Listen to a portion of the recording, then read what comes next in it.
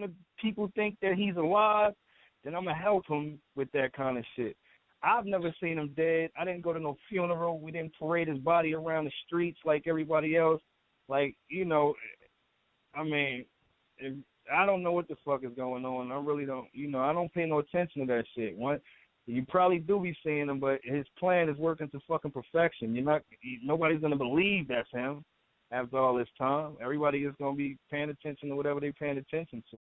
So this is an interview with Hussein Fatal. It must have been anytime between 2012 and 2015 because in the interview he talks about the Tupacalive hologram, and that happened in 2012, and then unfortunately he passes away 2015. So I'm gonna try to link the interview if I can find it. I'll link it here, the full interview.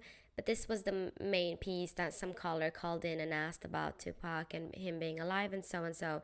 And then Hussein explains basically, you know, that we never saw his body, we never saw him dead or alive for that matter. So I just wanted to point out that this interview wasn't it didn't happen right after, because right after things can go wrong and you know there's not enough evidence or you know whatever. But for him to still say this in 2000, I don't know if it was 12, 13, 14 or 15, if for him to still say that, you know, I don't know what's going on, we never saw his body, that means that he's still, after all these years, stands by the fact that, you know, I never saw him alive, but I never saw him dead. And if this is what, you know, if this is his master plan, then I'm going to go with it. But basically not denying the fact that it could be a possibility that he's alive. Also, I remember back in, I'm not sure if it was late 2013 or 2014, I spoke to one of the Outlaw members. We actually met up and we were like chatting, and we talked about this too, because I kind of brought it up, you know, and he laughed it off. And then he said, you know, people want to believe what they want to believe. And that's why we just add more fuel to the fire when we throw comments or say stuff in our songs. And I was like, okay, but I understand that, because that's like, you know, something to keep the whole rumor alive or whatever, if that's what he wanted or whatever. But then I said, well, why do you I mean, you think it's a rumor or whatever, but do you think that there's a possibility that he could possibly be alive?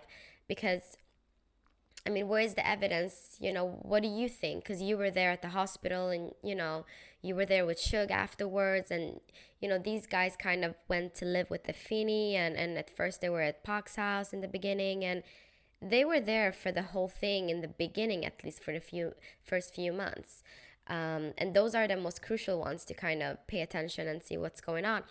And he told me, he said that, you know what, the possibility of him being alive, it's absolutely there, because we were at the hospital and, you know, nobody saw his body dead. Nobody saw him, basically, we didn't say goodbye to him as he was laying there dead.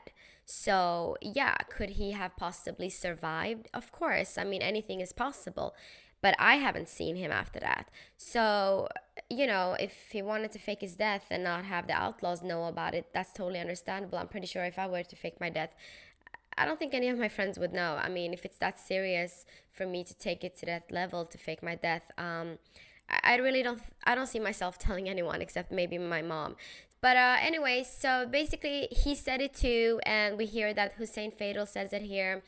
So I just wanted to say that, you know, these are the closest people, or at least they were the closest to Tupac back in the days, and they were close enough to hang out with the family afterwards and stuff like that. So it's not one of those, you know, like Suge was close to, but I'm pretty sure that he didn't get any insights of anything or to go and sleep over at the Feeney's house and hang out with them. So I do believe, I think that it's more credible when these guys are talking about exactly what happened and what they think is still possible, versus someone like Suge or whoever that just says things just to get publicity. So absolutely, I do think that there's a possibility, like I said, Nothing is impossible, and I'm gonna keep looking for more videos and just do my research, and any theories and clues and even facts that I find, those are the ones I'm gonna present. I'm not gonna present anything that, oh, 5 + 2 is 7, so he must have really, all that number stuff. Even though some people are into numbers, I do believe that, but that's not like not that this is an evidence, but that's even less of an evidence. So I'm not gonna pull out theories about his shooting was exactly 7 months after the release of the CD and stuff like that, because that doesn't really that doesn't tell me anything.